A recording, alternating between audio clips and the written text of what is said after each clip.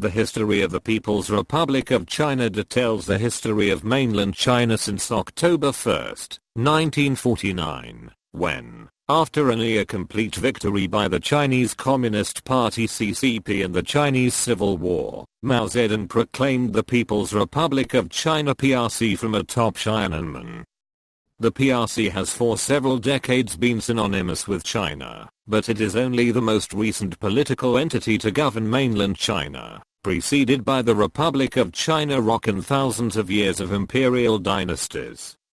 1949-1976 Socialist transformation under Mao Zedong, following the Chinese Civil War and the victory of Mao Zedong's communist forces over the Kuomintang forces of Generalissimo Chiang Kai-shek, who fled to Taiwan. Mao declared the founding of the People's Republic of China on October 1, 1949.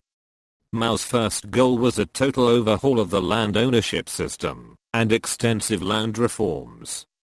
China's old system of landlord ownership of farmland and tenant peasants was replaced with a distribution system in favor of poor/landless peasants, which significantly reduced economic inequality. In Zhangjiakan, in the more thoroughly reformed north of the country, most landlords and rich peasants had lost all their land and often their lives or had fled. All formerly landless workers had received land, which eliminated this category altogether. As a result, middling peasants, who now accounted for 90% of the village population, owned 90.8% of the land, as close to perfect equality as one could possibly hope for. Mao laid heavy theoretical emphasis on class struggle, and in 1953 began various campaigns to persecute former landlords and merchants, including the execution of more powerful landlords.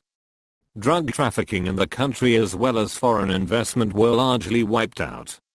Mao believed that socialism would eventually triumph over all other ideologies, and following the first 5-year plan, based on a Soviet-style centrally controlled economy, Mao took on the ambitious project of the Great Leap Forward in 1958, beginning an unprecedented process of collectivization in rural areas.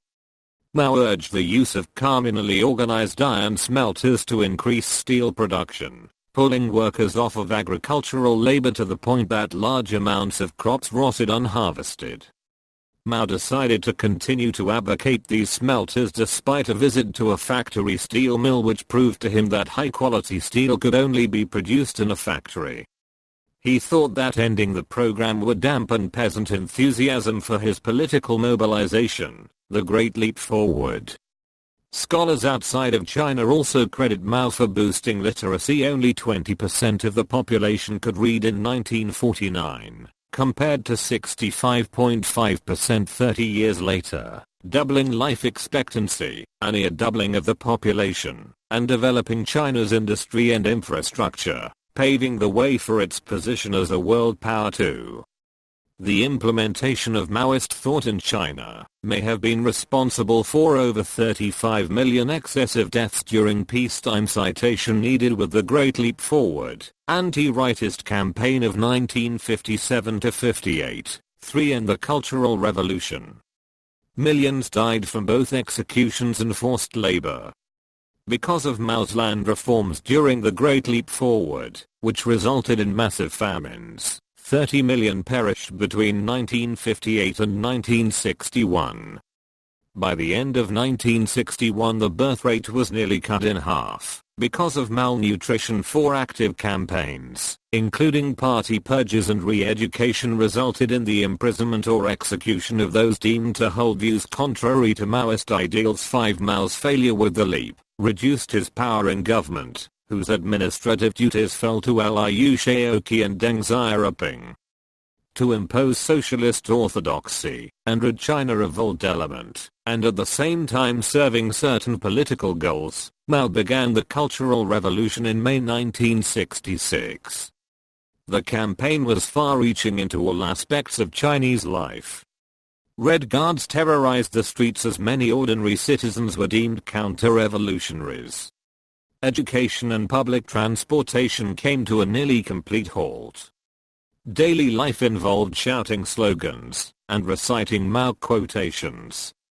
Many prominent political leaders, including Liu and Deng, were purged and deemed capitalist roaders. The campaign would not come to a complete end until the death of Mao in 1976. Supporters of the Maoist era claim that under Mao, China's unity and sovereignty was assured for the first time in a century, and there was development of infrastructure, industry, healthcare, and education, which raised standard of living for the average Chinese.